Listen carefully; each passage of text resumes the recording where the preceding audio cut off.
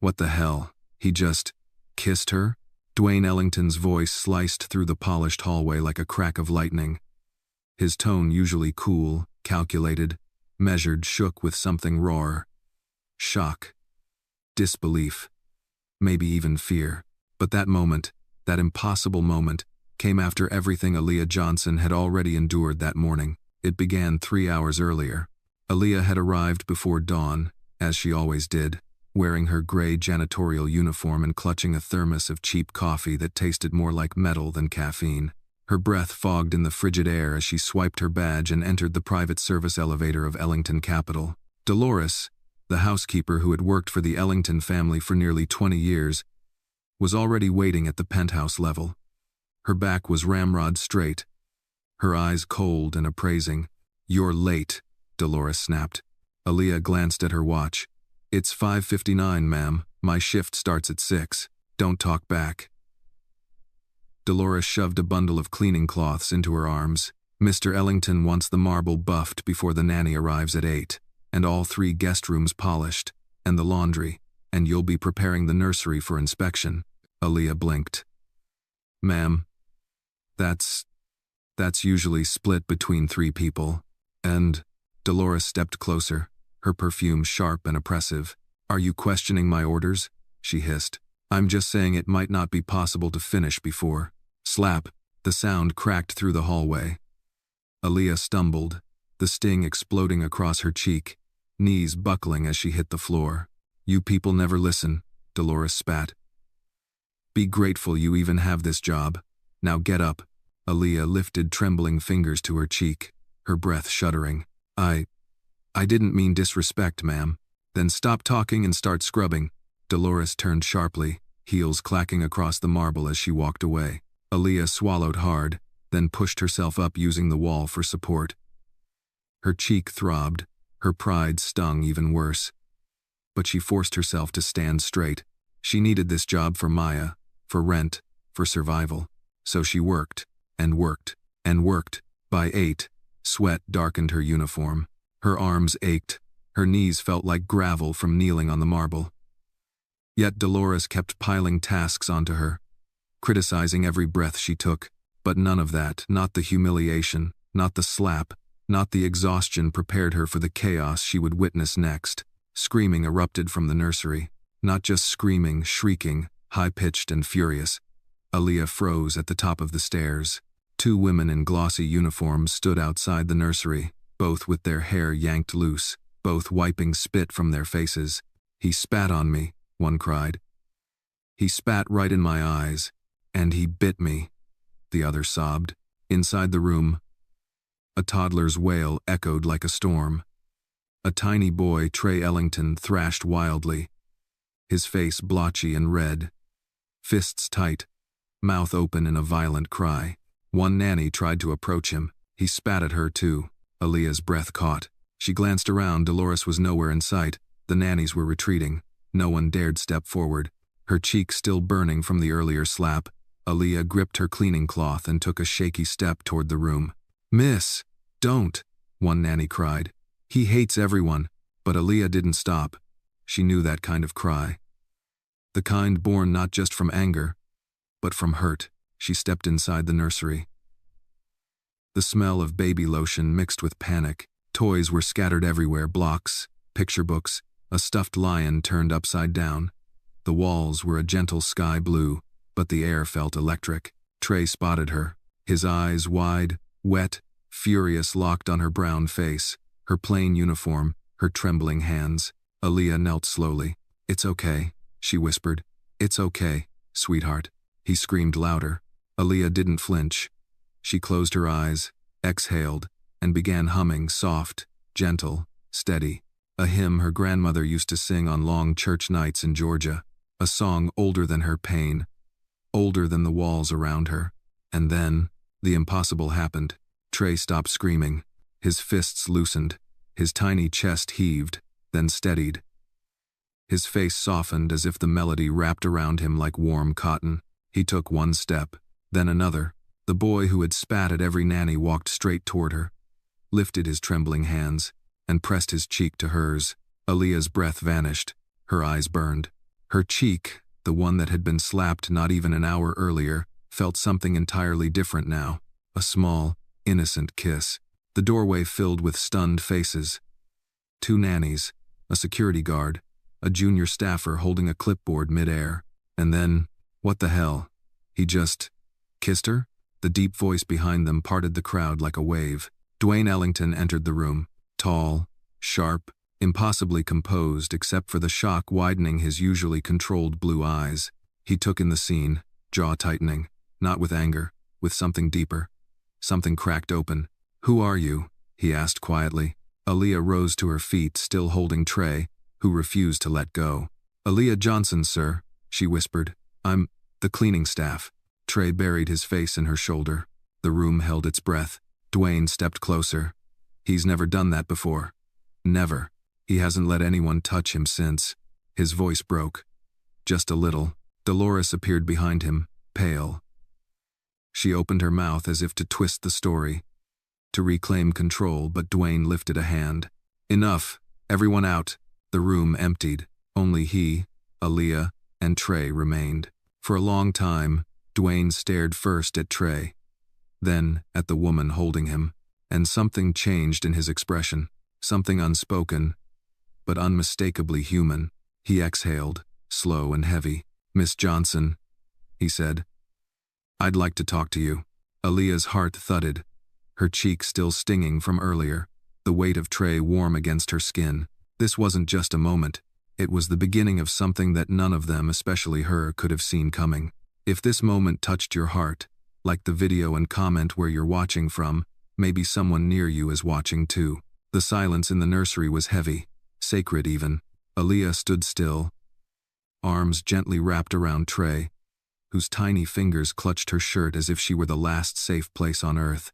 Dwayne Ellington hadn't moved. He leaned one hand against the edge of the changing table, his eyes flicking between his son and the woman who had somehow done what no expert, no therapist, and no nanny could do: calm the storm in Trey's heart. He cleared his throat, breaking the moment but not its weight.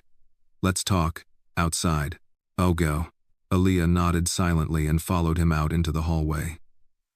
Dolores was waiting near the grand staircase, her face still tense, watching every move like a hawk guarding its nest.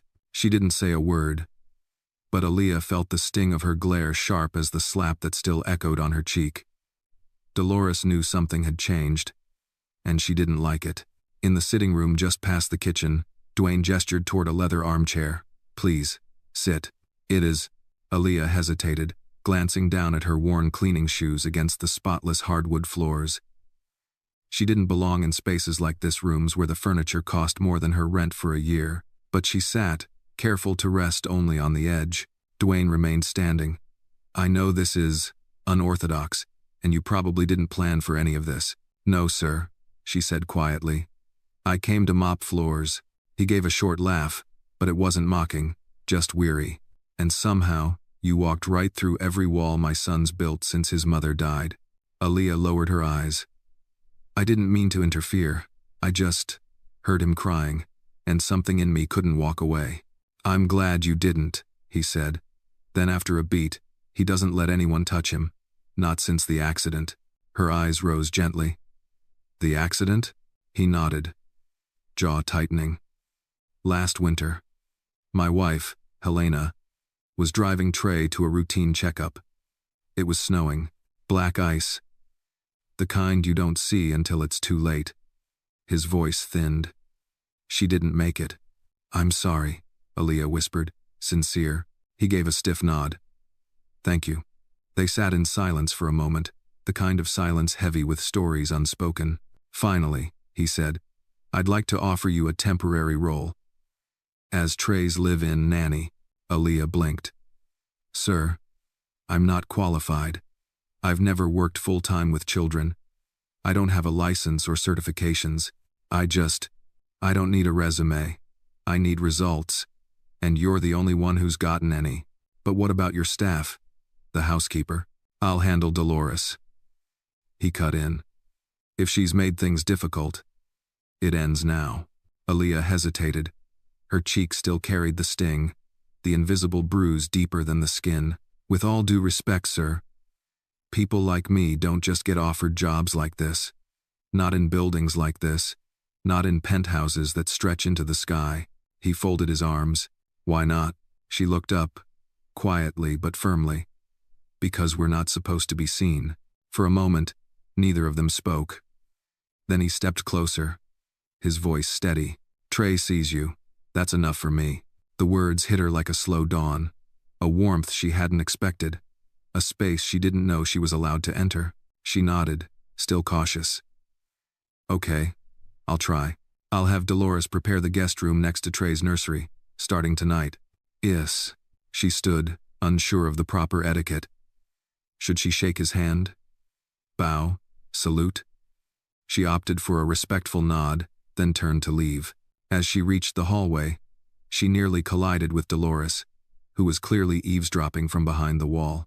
Watch yourself, the older woman muttered low, venom coiled in her voice. Don't start thinking you're anything more than what you are. Aaliyah didn't reply, not because she agreed but because Trey's soft voice behind her suddenly called out, Mama. Both women froze. Aaliyah turned. Trey stood in the nursery doorway, holding his stuffed lion, looking sleepy but determined. Dwayne appeared behind him, stunned. Did he just? Aaliyah stepped forward gently. No, baby, she said softly, kneeling. I'm Aaliyah. I'm just here to help. But Trey shook his head stubbornly and ran to her. Dolores's face was unreadable. Dwayne, however, looked like something had shifted inside him.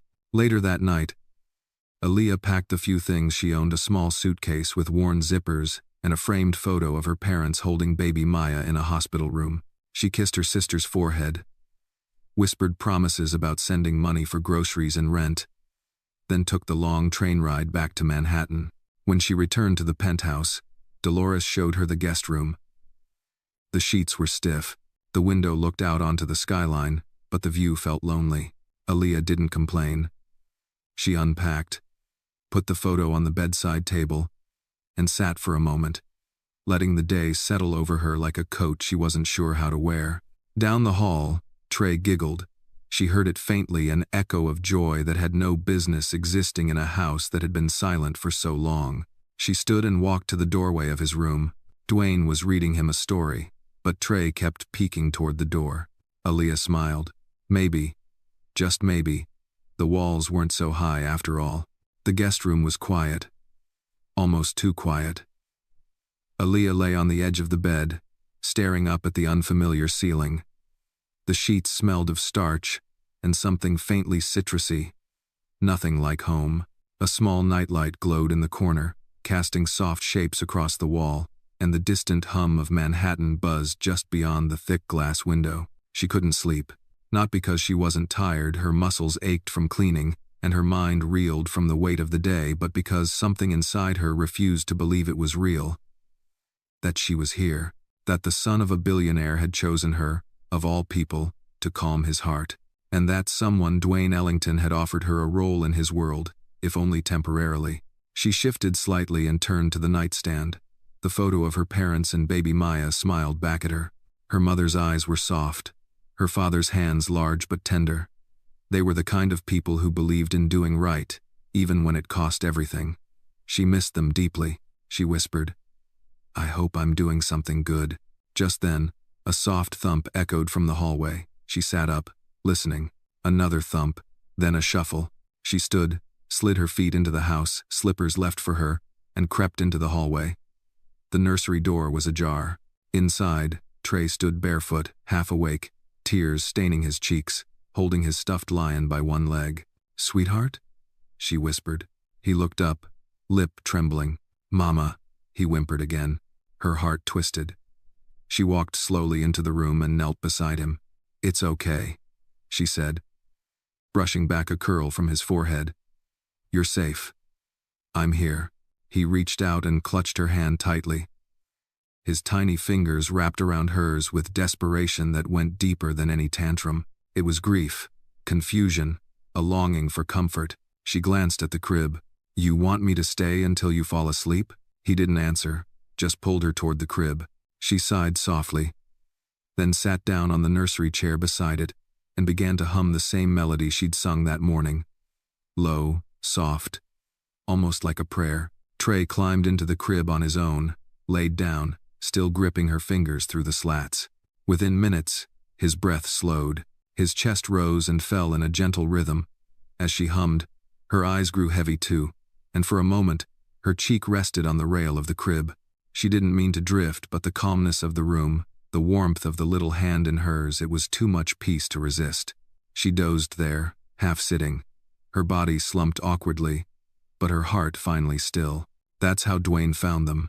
He had returned from a late-night conference call in his home office, his tie loosened, the collar of his dress shirt slightly wrinkled.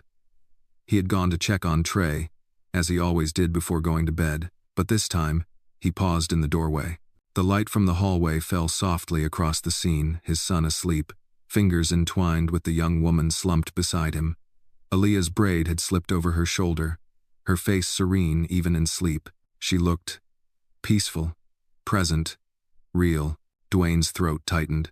It had been so long since the house held this kind of stillness. Not silence, he had plenty of that, but real stillness. The kind that came when a child felt safe, when someone cared not out of obligation, but out of instinct. He walked away without a sound. The next morning, Aaliyah woke with a stiff neck and a soft blanket draped over her shoulders. She blinked, realizing she was no longer in the chair.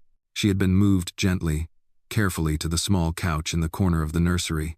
Someone had given her a pillow. The blanket smelled faintly of cedar and something distinctly masculine. She sat up, startled, just as Dolores walked in carrying a breakfast tray. "Well, look who made herself at home," Dolores said, her tone sharp but edged with something else, uncertainty. Aaliyah sat up straighter. I didn't mean to fall asleep in here. Doesn't matter now," Dolores muttered. She placed the tray on the dresser. "Scrambled eggs, toast, fruit." Mr. Ellington said, "You're to be given meals, fresh, in your room, 3 times a day." Aaliyah's eyebrows rose. "He said that?" Dolores didn't answer, only gave a curt nod and walked out, her shoes clicking down the hall. Aaliyah glanced at the tray. She couldn't remember the last time someone made breakfast for her. She ate slowly, savoring each bite. As she finished the last of the orange slices, a knock came at the door. Trey stood there in his tiny pajamas, holding his lion upside down again. "Hi," Aaliyah said, smiling. He waddled in, and without hesitation, climbed onto the couch and into her lap. Dwayne appeared moments later, coffee mug in hand. He leaned against the doorframe, watching the two of them. "I hope the accommodations were okay," he said lightly. She smiled, gently stroking Trey's back. "They were more than okay. Dolores said you slept in the nursery. I didn't plan to. He needed someone, and you were there," he said quietly. Aaliyah nodded. He sipped his coffee, watching Trey nestle into her side. "This house," he said, "hasn't had laughter in a long time." She looked up, her voice soft. "Sometimes it just needs a little lullaby." Dwayne stared at her for a moment, something unreadable in his eyes. Then he nodded. "Finish your breakfast. I'll have the driver take you and Trey to Central Park later. He needs the fresh air." She blinked. "You're trusting me already?" He gave a faint smile. "He already has." And with that, he walked away. Central Park in February was no place for laughter. The trees were bare, their branches stretching toward a colorless sky, and the wind sliced through scarves and wool coats like glass. Still, there was something oddly comforting in the stillness, the kind of quiet that reminded Aaliyah of Sunday mornings back home, when the world paused just long enough for people to breathe. The Ellington car, a sleek black Range Rover, waited by the south entrance. A driver opened the door for her as if she'd always belonged in the back seat of a billionaire's vehicle. Not behind a mop, Trey sat beside her in a navy puffer jacket and beanie, a tiny bundle of curiosity. His lion toy rested in his lap.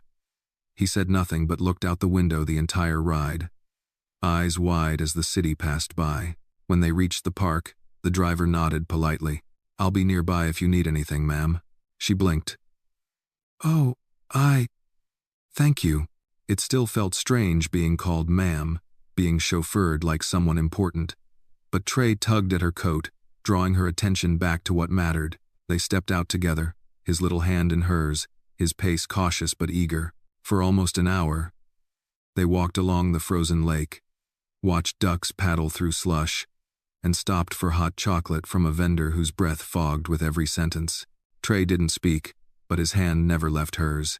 And then, the air changed. A black town car pulled up along the curb. The kind of car that whispered money without needing to shout. A woman stepped out, dressed in a long gray coat and leather gloves, sunglasses perched high despite the lack of sun. Aaliyah recognized her instantly from the framed photo in Trey's nursery. Victoria Hale, Helena's older sister. Trey stiffened. Aaliyah instinctively tightened her grip on his hand. "Well," Victoria said, her voice smooth as glass but twice as sharp. "So you're the one." Aaliyah straightened. "I'm sorry?" Victoria removed her sunglasses slowly. Her eyes were blue, cold, and thoroughly unimpressed. "The maid who sings lullabies." "I'm Trey's temporary nanny," Aaliyah said calmly. Victoria gave a dry laugh. "Of course you are. And I'm the Queen of England." Aaliyah glanced down at Trey, who had pressed himself into her side. "You're scaring him." I'm his aunt," Victoria snapped. "He's family. Then maybe don't talk like a stranger." The words were out before Aaliyah could catch them. Too blunt. Too honest. Victoria's smile didn't reach her eyes. "I suppose it's easy to speak freely when you're sleeping in penthouses and being fed by silver spoons you didn't earn." Aaliyah kept her tone even. "I never asked for any of this. I'm just here to care for him." "Right," Victoria said, tilting her head. "And I'm sure the extra zeros on your paycheck mean nothing to you." "I haven't been paid anything yet." That made Victoria pause just for a second. Then she stepped closer. "Listen, little girl," she said, lowering her voice. "I see through your game. I've seen your type before. You worm your way into the lives of lonely men and traumatized children, pretending to help. But it's always about one thing. Access." Aaliyah's spine straightened. "I didn't come here for access. I came to clean. Trey found me." Victoria sneered. "How convenient." She leaned down, brushing a finger across Trey's coat like it belonged to her. "I'll be watching," she whispered. Trey pulled back instinctively, burying his face in Aaliyah's coat. That was enough. Aaliyah turned, clutching the boy close, and walked away without another word. Her boots crunched over the icy path. Her hands shook not with fear, but anger. Righteous, protective, pulsing anger. The driver opened the car door when he saw her coming. "Back to the house, ma'am?" "Yes," she said curtly. Now, Trey didn't let go of her for the entire ride home. That evening, Aaliyah found herself in the kitchen, making a small bowl of oatmeal with honey and cinnamon. It was something Maya had always liked when she had trouble sleeping, a ritual of sorts, comfort food with a memory attached. Trey sat at the table in his pajamas, cheeks still pink from the wind. He wasn't crying, but he hadn't smiled either, not since Victoria. As Aaliyah stirred the oats on the stove, she heard footsteps behind her. Dwayne entered, his shirt sleeves rolled, no tie, hair slightly tousled. He looked tired, but his eyes sharpened when they landed on Trey. "Dolores said you ran into Victoria today," he said quietly. Aaliyah didn't turn. "Yes, sir. And how did it go?" "She's concerned," Aaliyah said, keeping her tone neutral. "But I'm not sure her concern is really about Trey." Dwayne sighed, rubbing the back of his neck. "Victoria's always been intense, controlling." "She scared him," Aaliyah said. He looked over at his son, quiet now, curled in the chair with his lion in one hand, a spoon in the other. "I'll talk to her." "She won't listen," Aaliyah said. "She doesn't see Trey. She sees a legacy, an asset, something to protect, not someone to love." He turned sharply toward her. "You're very direct." "Ope." She met his gaze. "So are you." A beat passed. Then, unexpectedly, he smiled. He didn't cry once today. That's the longest he's gone without a tantrum since. He stopped. Since Helena. Aaliyah walked over and placed the bowl of oatmeal in front of Trey. The boy dug in without hesitation. She turned back to Dwayne. "He doesn't need perfection," she said softly. "He just needs presence." He studied her for a long moment. "I'd like you to stay on," he said. "Not just temporarily. As long as Trey wants you here." "I'll stay," she said quietly. "As long as he needs me." Dwayne nodded. Then, almost as an afterthought. Victoria won't be a problem. But Aaliyah didn't believe that, because people like Victoria didn't disappear. They circled, they plotted, and they waited. The next morning began with the hush of a sleeping city and the faintest glow of sun creeping through sheer white curtains. Aaliyah stirred from her sleep in the guest room, surprised by how well she had rested. For the first time in months, she hadn't dreamt of being chased by overdue bills, or of Maya calling out for help, or of herself scrubbing floors into the early hours. It was quiet, safe. She sat up, brushed her hair back, and padded across the room to open the window just a crack. Cold air filtered in, along with the soft sounds of a city beginning to stretch awake horns, distant footsteps, and the whoosh of cabs below. She turned and caught her reflection in the glass. She looked different, still her, but steadier, more grounded. After a quick shower, she dressed in a warm, casual sweater and jeans clothes. Dolores had reluctantly pulled from storage and left neatly folded at her door, without a note. Aaliyah appreciated the gesture, even if it came wrapped in ice. When she walked into the kitchen, Trey was already seated at the island, a sippy cup in hand, watching a squirrel through the glass wall that faced the garden. Dolores stood at the counter arranging toast like it was an art installation. "Good morning," Aaliyah said softly. Dolores didn't turn. "The child woke up at 6. He was asking for you." Trey turned, smiled, and reached for her. Aaliyah walked over and scooped him into her arms. "Hey there, sunshine." Dolores sniffed. "He refused breakfast until I played your singing from the monitor." Aaliyah blinked. "What monitor?" "The baby monitor," Dolores said, finally turning. "Mr. Ellington had it installed when he first moved in. Said it helped him sleep." Hearing Trey breathe, her eyes narrowed. "Now he listens to you, too." Aaliyah didn't answer.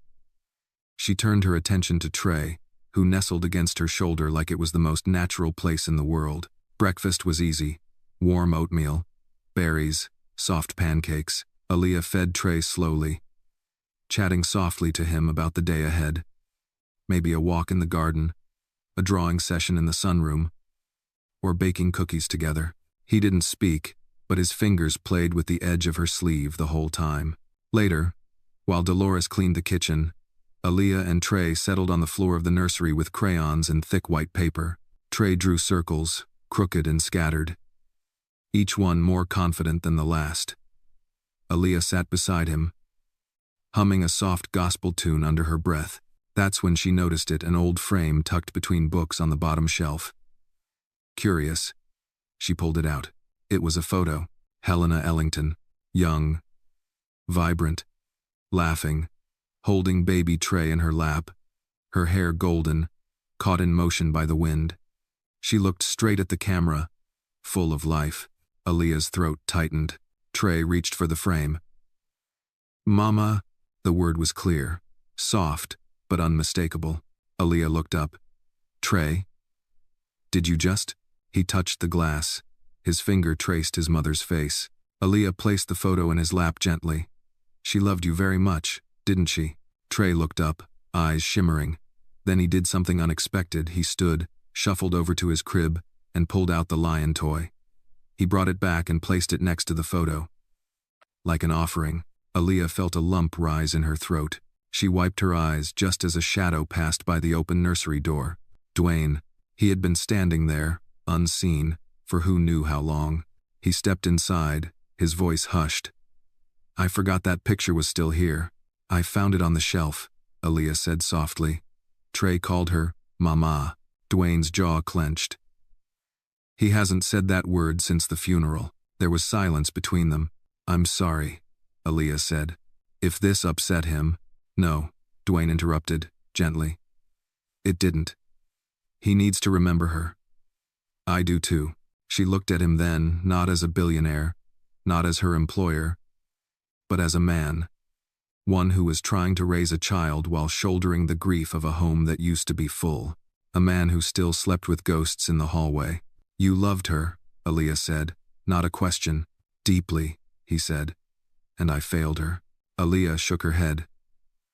"You didn't fail anyone. You're still here. Still trying. That counts more than you think." He met her eyes. For a moment, neither of them looked away. Then Trey broke the silence by crawling into her lap again. Dwayne watched the scene with a softness Aaliyah hadn't seen in him before. "He's different with you. I don't know why," she said honestly. "I didn't do anything special. You listened," he said. "That's more than most people ever do." That afternoon, the mood in the house lifted slightly. Trey giggled as Aaliyah chased him through the hallway on all fours, pretending to be a lion. Dolores watched with pursed lips, pretending to be annoyed, but Aaliyah swore she saw a ghost of a smile. Dwayne even joined them for dinner. It wasn't formal. No suits. No speeches. Just roasted chicken, mashed potatoes, and green beans served family style on the kitchen island. Trey sat beside Aaliyah, eating carefully, even offering her a piece of his biscuit. Dwayne sipped wine slowly. "This feels normal," he said. "It is," Aaliyah said. "Or maybe it's what normal is supposed to feel like." He smiled faintly, nodding. After Trey was asleep, Aaliyah passed by the study. Dwayne sat behind his desk, typing slowly on his laptop. She knocked gently. "Hey," she said. "He's down for the night." He looked up. "Thank you, Aaliyah." "For what?" "For giving my son a reason to smile again." She swallowed. "He's giving me something too." He tilted his head. "What's that?" "A place to belong." And with that, she left him there alone with his thoughts and a flicker of something new taking root in the corners of his grief. The sun rose reluctantly the next morning, its pale light barely cutting through the fog that blanketed the upper levels of the Ellington Tower. The skyline beyond the windows looked like a city half asleep, suspended in gray. Inside the penthouse, however, warmth bloomed through the scent of coffee, the sizzle of bacon, and the soft giggles of a toddler now accustomed to joy. Aaliyah stood in the kitchen barefoot, dressed in a navy sweater and black joggers, flipping pancakes while Trey sat at the island, thumping his lion against the granite countertop like it was a drum. Dolores watched from the corner with arms folded and one skeptical eyebrow permanently raised, but she said nothing. Ever since Dwayne had given Aaliyah full authority with Trey, Dolores's usual biting remarks had turned into measured silence. "Want blueberries in yours?" Aaliyah asked Trey. He nodded eagerly, his curls bouncing, eyes wide with anticipation. "Coming right up." She slid the pancake onto a plate, added a few extra berries, and handed it to him with a smile. He beamed. A knock on the penthouse door shattered the peaceful morning. Dolores turned quickly. "It's too early for guests." "ID to." Aaliyah watched as Dolores crossed the room and opened the door only to freeze in place, her spine going rigid like someone had just ordered her at military attention. Then came the click. Heels. Sharp, designer, unapologetic heels. And the scent, musky floral, expensive, heavy in the air before the woman even spoke. "Good morning," came a cool, clipped voice. "I assume my presence wasn't expected." Deeper vens. Aaliyah stepped around the corner to see Victoria Hale, again in full regalia. Tailored winter white coat, silk scarf knotted precisely, lipstick a deep red that looked more weapon than makeup. She pulled off her gloves one finger at a time and smiled thinly when she spotted Aaliyah. Trey immediately shrank behind Aaliyah's leg. "Aw," Victoria said, eyeing the boy. "Still shy, I see." Aaliyah crouched slightly. "It's okay, baby. We're just going to stay right here, all right?" Dwayne's voice echoed from the hallway. "Victoria." He appeared, barefoot, tie undone, clearly not expecting his sister-in-law before 9 a.m. "To what do we owe the pleasure? I thought I'd stop by." "Unannounced." "Yes, I know. But isn't family always welcome?" Dwayne's jaw tensed. "You've never come unannounced before. What's going on?" Victoria stepped into the penthouse like she owned it, her eyes sweeping over the polished floors, the fresh-cut flowers on the console, the breakfast dishes on the counter, and Aaliyah, especially Aaliyah. "I was reading the Chronicle this morning," she said, casually pulling a folded newspaper from her handbag. "Looked what made page 6. She laid the paper on the counter, a grainy photo taken from a distance. Aaliyah and Trey walking in Central Park, his hand in hers, her smile unmistakable. "New nanny, new love," Victoria quoted the headline aloud. "Ellington spotted with mystery woman and toddler. Insiders question how close is too close." Dwayne's face darkened. "This is trash," Victoria shrugged. "Perception is power, Dwayne." especially when your entire board is watching your every move. You bring this woman into your home, no vetting, no qualifications, and suddenly you're playing happy family in the tabloids? I don't care what the tabloids say. Well, the board does. And if they start to question your judgment? She didn't finish the sentence, but the threat lingered like smoke. Aaliyah didn't move. She wanted to speak, to defend herself, but she knew this wasn't her moment. This wasn't her battlefield. Victoria turned to her, smile chilling. Would you give us a moment, Miss Johnson? Dwayne opened his mouth to speak, but Aaliyah nodded calmly. Of course. She guided Trey gently down the hallway toward the nursery, feeling his little fingers tighten around hers. I don't like her, he whispered. Aaliyah knelt, surprised. You remember her? He nodded, eyes serious. She makes your voice go quiet. Aaliyah felt a knot in her throat. It's okay, baby. She can't take anything from us. It is Bracked. In the kitchen, Victoria stood facing Dwayne like a prosecutor before the verdict. I'm not here to fight, she said, almost convincingly. I'm here because I care about Trey. You care about appearances, he said bluntly. I care about the family name. About the fact that people are whispering. About what happens when Child Protective Services starts asking questions again. About custody. Dwayne's shoulders stiffened. Don't you dare threaten that. I'm not threatening, she said. I'm warning. Your judgment is clouded, Dwayne. You're not yourself. You're still grieving. And now you've attached yourself to some girl you barely know. I know enough to trust her with my son. You trust her? Victoria laughed bitterly. She was scrubbing your floors 3 days ago, and now she's the only reason Trey is laughing again. Victoria went still. That fact, that undeniable truth, was a crack in her armor. Dwayne's voice lowered. You can posture, and you can posture all you want. But you saw it, Victoria. You saw how he hid behind her. He knows who's safe. Victoria didn't answer. Instead, she turned and walked toward the front door, gloves already halfway on. You're letting your emotions run your house, she said. Just don't be surprised when it all comes crashing down. Then she was gone. Aaliyah waited until Trey fell asleep during story time before returning to the kitchen. Dwayne stood at the island, the newspaper still there. I'm sorry, she said gently. He looked up. For what? For all the attention. I didn't mean to cause problems. You didn't. He walked around the counter and leaned against the island. You've done nothing but bring peace into this house. That woman brings storm clouds wherever she walks. She won't stop. No, he said. She won't. Aaliyah hesitated. So, what now? He looked at her, and for a moment, the cool billionaire exterior melted away. Now, he said, we hold the line. Snow began to fall that evening. Soft at first, then thicker flakes tumbling through the Manhattan sky like whispers. Aaliyah stood by the tall nursery window, watching the light from the street lamps catch on each drifting flake, while Trey snored gently behind her, curled up with his lion and a navy fleece blanket. She pressed her hand to the cold glass. Victoria's words still echoed in her mind, curling into the corners of her piece like smoke under a door. She makes your voice go quiet, Trey had said. He wasn't wrong. People like Victoria didn't shout. They smothered. With smiles, with status, with threats dressed as warnings. Aaliyah turned away from the window. She'd grown up hearing voices like that. In grocery stores, at school meetings, in job interviews, voices that said, we're not saying you don't belong, we're just saying we already have someone for that spot.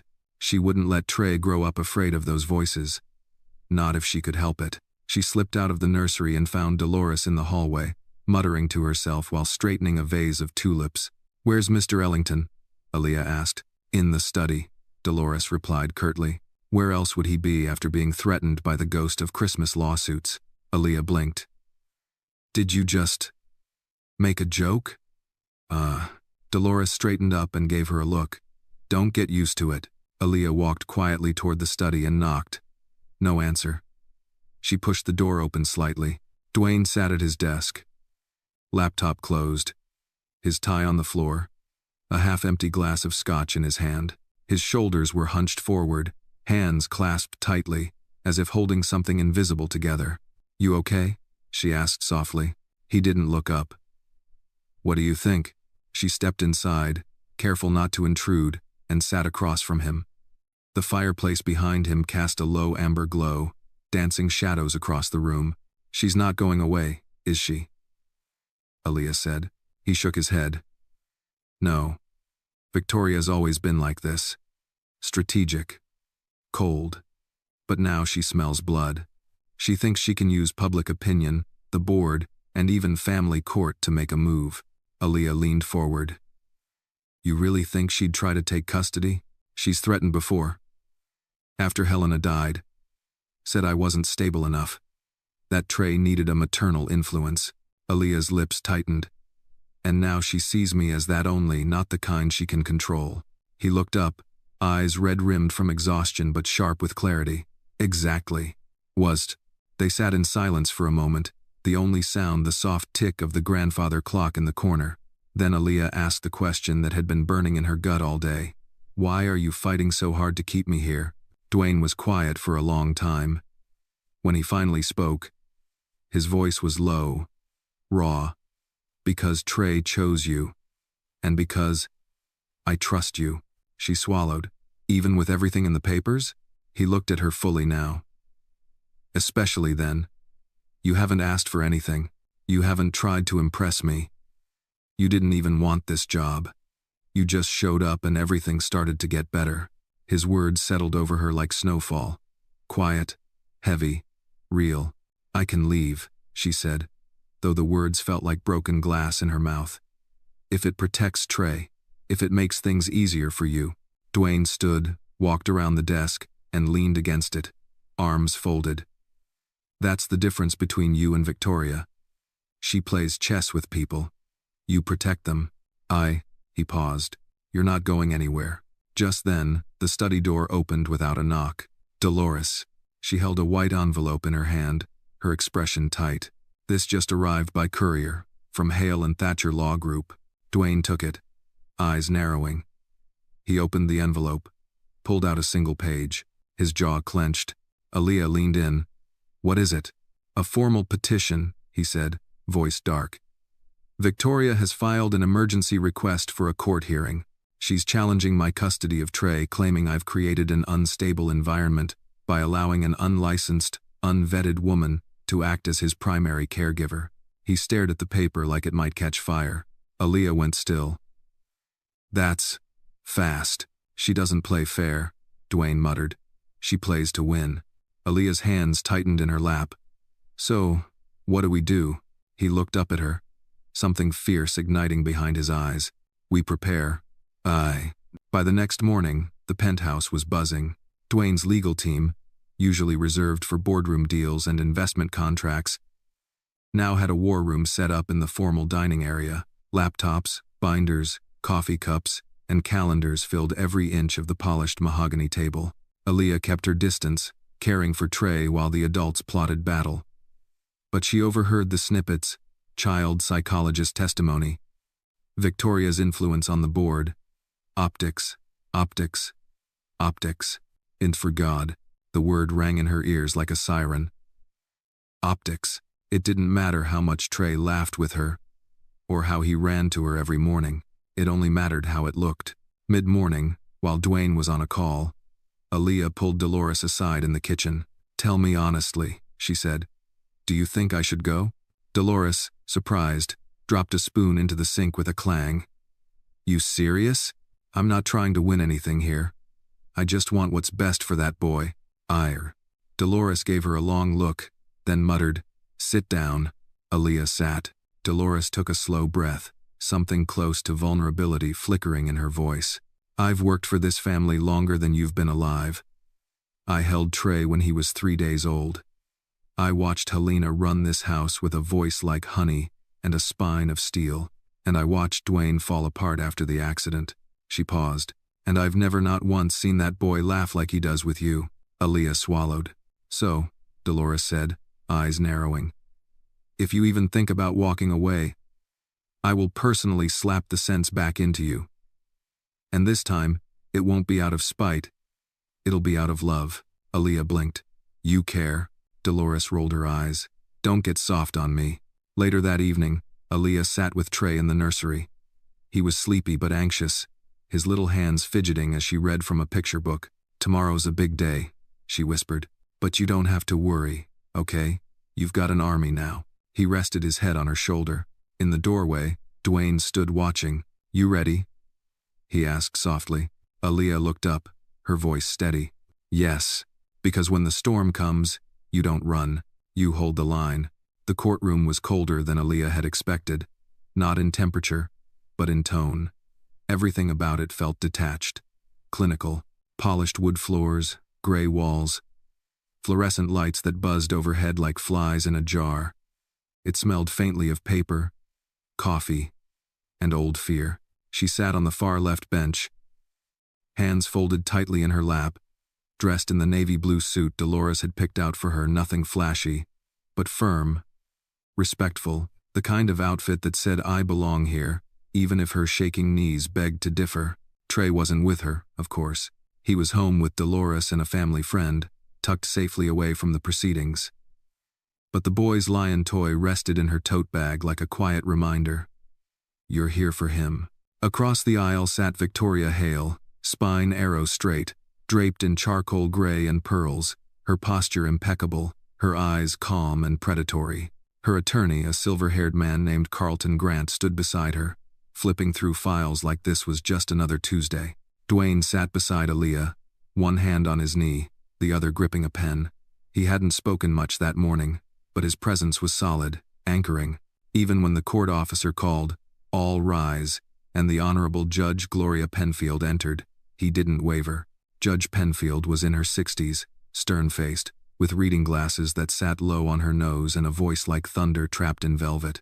"Be seated," she said, glancing over the courtroom. "Let's proceed." "Aye." Carlton was the first to speak. "Your Honor, we are here today to petition for an emergency custody hearing on behalf of Miss Victoria Hale, the child's maternal aunt. We are deeply concerned about the current emotional and physical environment in which young Trey Ellington is being raised." Aaliyah held her breath. "Mr. Ellington has, in recent weeks, employed a domestic worker with no child care credentials to act as the child's primary caregiver. This woman, with no formal psychological training, no nanny certification, and no background checks conducted through state-approved channels, has been seen escorting the child through public areas of New York City, unaccompanied by any licensed guardian." A low murmur buzzed from the courtroom benches. Carlton paused. "We are not here to disparage Miss Johnson's character, but optics matter, and the safety and mental health of a grieving child are not subjects for experimentation." Dwayne leaned slightly forward. "May I speak, Your Honor?" Judge Penfield nodded. "Proceed." "I am not experimenting," Dwayne said clearly. "I am surviving. And so is my son."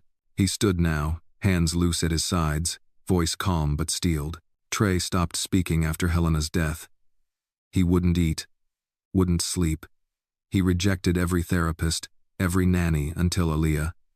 She was never hired to raise him. She was cleaning floors, and yet, somehow, he chose her. He spoke his first word in nearly a year with her beside him. He paused, then looked at the judge with a quiet intensity.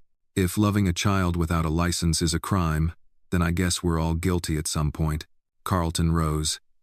"That may be emotionally compelling, but," Judge Penfield held up a hand. "Mr. Grant, I've raised 3 children. I assure you, emotional compelling arguments do matter in cases involving minors." Carlton nodded stiffly and sat. The judge turned to Aaliyah now.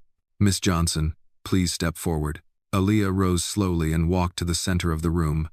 Her heart pounded in her ears. She looked at the judge, at the seal behind her, at Victoria's cold stare just beyond the bench, and finally at Dwayne, who gave her the faintest of nods. "Miss Johnson," the judge began, "are you currently certified in any form of childcare?" "No, ma'am," Aaliyah replied calmly. "I'm not. Do you have CPR training?" "I do now, Mr. Ellington had me certified last week." "And do you love this child?" The question landed like a thunderclap. Aaliyah blinked, her voice suddenly soft. "Yes, I do. I didn't plan to. I didn't walk into that penthouse looking to be anyone's savior. I came for a job, any job. But Trey found me. He sat beside me when I was scrubbing floors. He cried in my arms before he ever said a word. And now, he sings, he laughs, he sleeps through the night. Her voice broke slightly. I can't explain what we have, but I know I'd protect him with my life. Judge Penfield leaned back. Victoria stood now, rising like a statue. Your Honor, this woman is emotionally entangled. She is blurring the line between employee and family. Aaliyah turned. I am family. The room went silent. Victoria blinked. Aaliyah stepped forward just one pace. Not by blood, but by choice. Isn't that what family should be? The judge raised an eyebrow. Victoria's voice sharpened. And how long do you plan to play house with the Ellingtons? Until you're promoted from nanny to wife? Dwayne stood instantly. That's enough. Judge Penfield banged her gavel once. Order. Victoria sat, her expression unrepentant. The judge turned to Aaliyah again. One final question. Would you continue to care for Trey even if Mr. Ellington no longer employed you? Even if it meant no pay, no security, no guarantee? Aaliyah didn't hesitate. Yes. Wimpy Seekley. The judge stared at her a moment, then looked to her clerk. I'd like a full psychological evaluation for Trey, conducted within 10 business days. I will not issue a change of custody at this time. Carlton started to object, but the judge raised her hand. However, she added, I am ordering a follow-up hearing in 3 weeks, and during that time, Miss Johnson is to remain in the home under observation by a court-appointed child advocate. The 7D duck stub. Aaliyah let out a breath she didn't realize she'd been holding. The gavel came down. Court adjourned.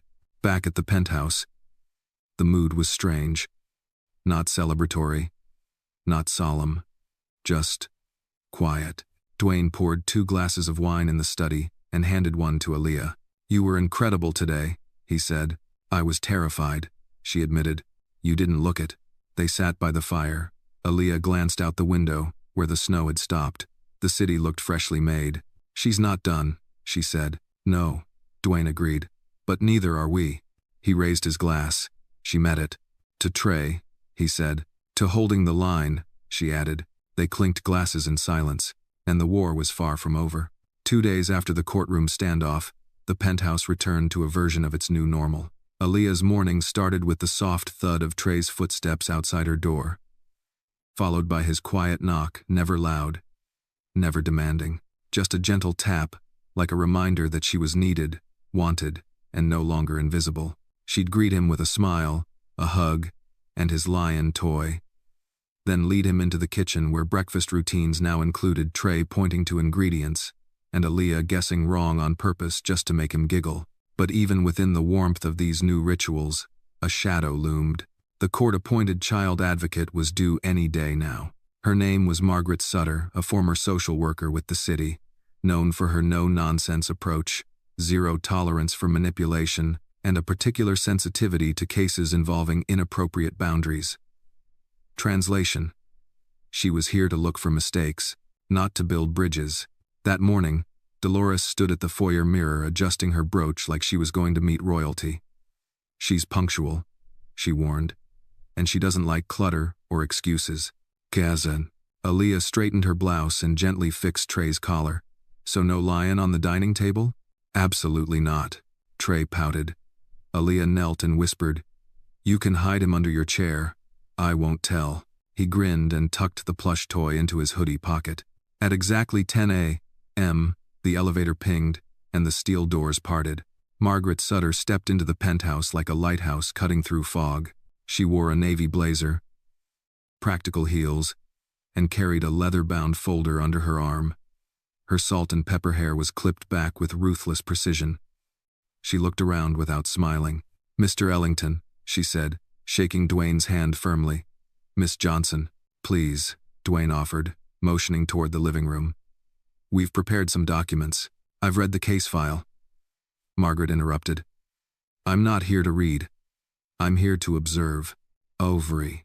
Her eyes swept over the room, landing on Trey, who sat at the dining table coloring quietly. And there's the little prince. Trey didn't look up. He continued to color in his tiger. Would it be all right if I spent some time with him privately? Margaret asked. Aaliyah opened her mouth, but Dwayne answered first. Only if Miss Johnson is present. That was the judge's ruling. Margaret didn't argue. She simply sat across from Trey and opened her folder. For the next hour, she asked questions. Some were simple, favorite foods, favorite toys. Others more complex. Do you feel safe here, Trey? Do you like Aaliyah? Who tucks you in at night? Trey answered in short phrases, nods, and the occasional whisper. But when Margaret asked, "Do you miss your mommy?" he froze. His crayon rolled from the table and hit the floor with a soft clack. Aaliyah moved instinctively, kneeling beside him. She didn't speak. She just sang soft, slow, the same lullaby she'd sung that first night when he climbed into her lap. Trey leaned into her shoulder. Margaret observed quietly, her pen scribbling across the page. After the session, Margaret thanked them, gave Dolores a few final instructions, and turned to Aaliyah before leaving. "I'll return in 3 days for a second observation. Be consistent," she said. "That's what children trust most." Then she was gone. That night, Aaliyah stood on the balcony, arms wrapped around herself. Snow had melted into slush along the sidewalks below. The city glittered, loud and beautiful, uncaring as ever. Dwayne joined her, carrying 2 mugs of tea. "She didn't seem hostile," he offered. "No," Aaliyah said, but she wasn't impressed either. "We're on trial, and every smile we give is part of the evidence." He sipped quietly. "Do you regret keeping me here?" she asked. Dwayne looked at her sharply. "Not for a second." She nodded but didn't smile. "I've been thinking," she began, then hesitated. "Maybe I should find a way to get certified. Officially. So people stop seeing me as a maid who wandered into the nursery." Dwayne's eyes softened. "You think a certificate would make Victoria respect you?" "No," Aaliyah replied. "But it might make it harder for her to erase me." He was silent for a moment. "I can help. Pay for classes. Anything you need." Aaliyah shook her head. "I want to do this part on my own." He studied her, her jaw set, her eyes fierce despite the chill. Then he nodded. "I respect that." From inside, Trey's laugh rang out. The boy was watching cartoons with Dolores, who was pretending not to enjoy it. Dwayne smiled faintly. "You've built something here," he said. "Something real." Aaliyah looked back through the window. "And something real is always what gets challenged the hardest." "Okay." Later that night, while folding Trey's pajamas, Aaliyah noticed something odd. One of his picture books, The Runaway Bunny, was missing from the shelf. In its place, tucked behind the others, was a flash drive. She froze. It didn't belong to her. She hadn't seen it before. Curious and cautious, she slipped it into her pocket and waited until Trey was asleep to investigate. On her laptop, she inserted the drive. Only one file appeared. A video. She clicked it. Static. Then, Victoria's voice. "You said you wanted proof, Carlton. Here it is." The camera panned over a grainy video feed security footage of Aaliyah in the hallway of the penthouse, late at night. She was singing, holding Trey. Carlton's voice answered off-screen. "That's not enough." Victoria replied, voice colder than ice. "Keep watching." Another clip loaded. This time, it was doctored, heavily. It showed Aaliyah entering Dwayne's bedroom, then fading to black. The implication was clear, and entirely false. Aaliyah's blood ran cold. Victoria wasn't just fighting for custody. She was trying to destroy Aaliyah's credibility, and she had started planting the seeds. The next morning,